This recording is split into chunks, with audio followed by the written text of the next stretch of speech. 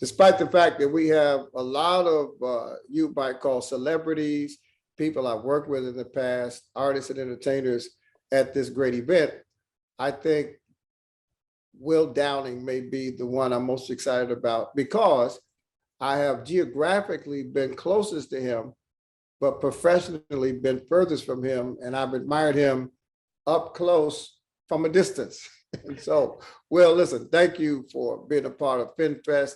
Thank you for all of the work you do off stage, but most importantly, thank you for keeping this genre of music that you do so well alive and commercially viable and popular. So thank you. Man, thank you, brother. You can announce me on stage like that every night. I love it.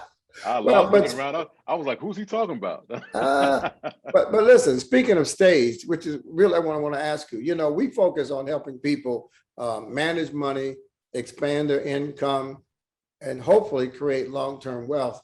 And when I look at you as an artist who depends heavily on being able to be on stage, how has it been during this pandemic when you've had limited opportunities to be on stage?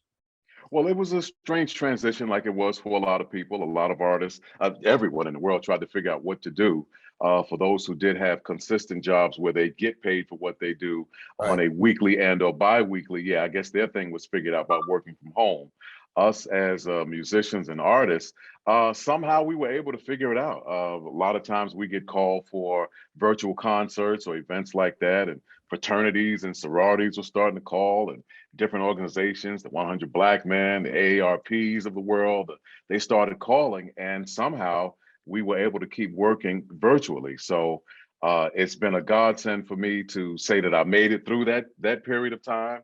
And now, fortunately, we are back to work doing what we do in theaters and clubs. Obviously, there's guidelines in place for the public and for us as well. So, we're back to work and we're making it work. So, thank God for, for being able to be one of the ones to say, I made it. We made it through. So. Well, the fact is, Will, you made it during pandemic because you were so strong pre-pandemic. Your brand has been just an institution, and you're one of those artists that doesn't chase hit records. I mean, you work without regard to whether or not you're number one on the charts, and that's something that sustains you through pandemic. Well, yeah, it's one of those things that I was taught very early along. It's like just always try to write a better song, but write a real song, and that'll sustain you forever. When the trends change, you don't have to worry about that. A great song is a great song and will forever be one. So I'm always kind of chasing myself and making myself be better to be a better me as an artist. Well, we've talked to hip hop artists, gospel artists, and R&B artists, but what we've not talked about, which a lot of people are interested in, is the business of music, royalties and songwriting. And you'd be surprised how many people just don't really understand the mechanics. So break it down for us. Just give us a glimpse into that world of a songwriter. How does a song that is written and then recorded generate revenue?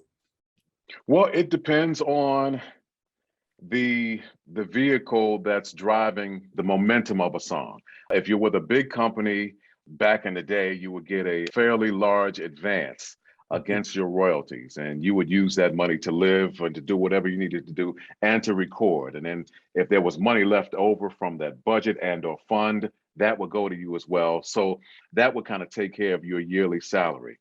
And then as far as royalties are concerned, if you are with a bigger company, when they've kind of recouped whatever they put into you, let's say if they gave you $250,000, when they recoup $250,000 from promoting your record at radio or publicity or this, that, and the other, then you would start getting a percentage of whatever was sold. So I've been around long enough to be a recipient of those sort of accolades. Today's artists is a lot of independence out there. So for those who are putting out records on their own, you can make licensing deals with other countries. And it's up to you. You can make it for a substantial amount of money or a small of a fee. But that's how people make money that way. As far as writing is concerned, you have companies like ASCAP and BMI, their writer, they collect on your behalf, on the behalf of your company.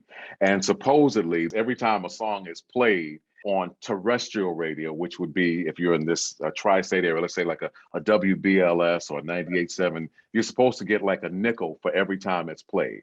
Now, Right. it doesn't sound like a lot of money, but you got to remember that there could be 4 or 5 radio stations within your city. And if you're in like, say, heavy rotation and they're playing your song 5, 6, 7 times a day, multiply that times 5 cents, and then multiply that times 50 states, and then Right. multiply that times the globe. So you're collecting money that way. So that's how, as a writer, that's how you get paid. But one true thing, you have no trouble getting airplay because your music is not only played on one type of radio station, but back in the old days, we used to call guys like you crossover artists. But as an artist who doesn't have a regular 9 to 5, and therefore you don't have a payday every other Friday, what is the main lesson you've learned having to manage that kind of income and sustain a pretty decent life? Well, for me, I've made a living doing this since the late 80s. And Right. I've established myself as a touring artist. So what I don't make as far as recording is concerned, when we go out on the road, that's where the majority of my income, where it comes from. For me, I've been around long enough to know how this thing works. So I cut out the middleman. A lot of times I'm the direct line as far as booking.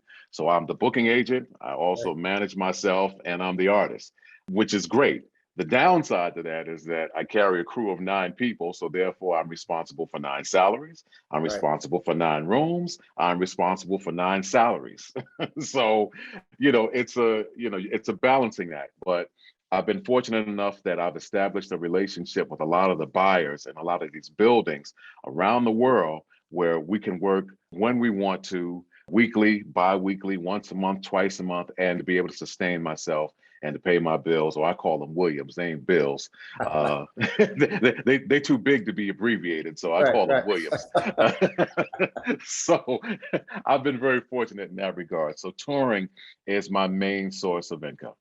So, but before we go, although touring is your main source, you did, as the kids say, drop a new album recently, right?